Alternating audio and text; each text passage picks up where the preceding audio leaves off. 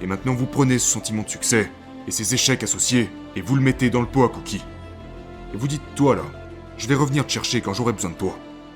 Sur la route de ma vie, je vais revenir vers toi. Donc en gros, ce que vous dites, c'est que le niveau de satisfaction dans le succès est directement proportionnel à la taille des échecs.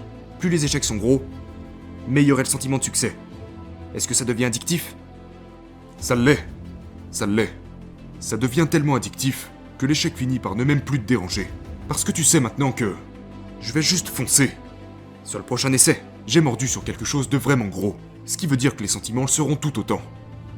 Donc, ce que je dis c'est que il faut passer par l'échec pour atteindre le plus beau sentiment de ce monde.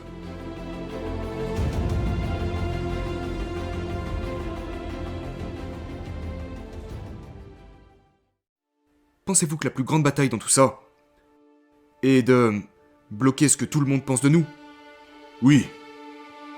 La plupart d'entre nous échouons dans la vie parce que nous avons peur de ce que pensent les gens autour de nous. Nous vivons à travers l'opinion que les gens ont de nous. Lorsque j'ai appelé un recruteur pour la première fois dans le but de devenir un imbécile et que je faisais 135 kilos, ce premier recruteur m'a regardé et m'a dit « Mon gars, tu seras pas capable de faire ça. » Ce qu'il faisait, c'est qu'il projetait son énergie sur moi, parce que lui, il savait qu'il serait jamais un putain d'imbécile. Donc beaucoup d'entre nous ne sont rien d'autre que des pessimistes, et tout ce que nous faisons, c'est projeter nos insécurités sur les autres. Et par conséquent, il finit par y avoir un nombre incalculable de personnes négatives qui se baladent sur la planète Terre, qui ont peur de se lancer, parce qu'ils savent qu'ils seront jugés par des gens exactement comme eux.